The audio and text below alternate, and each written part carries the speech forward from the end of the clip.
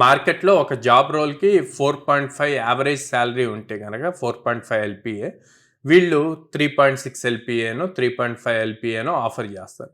అలాంటి టైంలో మీరు అడగొచ్చు ఏమని, sir as per the market consider చేయండి అండ్ నా స్కిల్ సెట్ కన్సిడర్ చేయండి, నా స్కిల్ సెట్ వల్ల మీ కంపెనీకి యూజ్ అవుతుంది అంటే మీరు పాసిబిలిటీ ఉంటే కన్సిడర్ చేయండి అని చెప్పొచ్చు.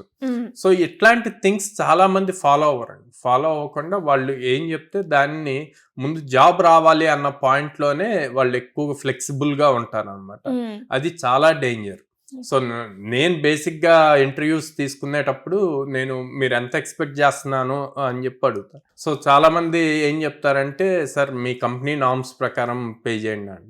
కంపెనీ నార్మ్స్ ప్రకారం పే చేస్తే మీరు ప్రీవియస్ తీసుకున్న దానికన్నా కూడా తక్కువ పే చేయొచ్చు. ఓకే, సో అలా ఎప్పుడూ చెప్పకూడదు. సార్ నా స్కిల్ సెట్ చూశారు, నా స్కిల్ సెట్ మీకు ప్లస్ అవుతుంది, మీ ప్రాజెక్ట్కి యూజ్ అవుతుంది, కంపెనీ గ్రోత్కి నేను సూట్ అవుతాను అనుకుంటే కనుక I'm expecting this much but I'm ready for negotiation అని కూడా చెప్పొచ్చు. అలా చెప్పినప్పుడు ఒక పాజిటివ్ ఇంప్రెషన్ క్రియేట్ అవుద్ది. ఓకే, తిని ఇంత ఎక్స్పెక్ట్ చేస్తున్నాడు, ప్లస్ మనకి నెగోషియేషన్ కి ఆప్షన్ కూడా ఇచ్చా కాబట్టి మాట్లాడచ్చు అని నెక్స్ట్ స్టెప్ కి తీసుకెళ్తారు. లేదు అంటే అక్కడే అయిపోతున్నారు. సో ఈ పాయింట్స్ అన్ని కూడా చాలా ఇంపార్టెంట్ హెచ్ఆర్ రౌండ్ లో.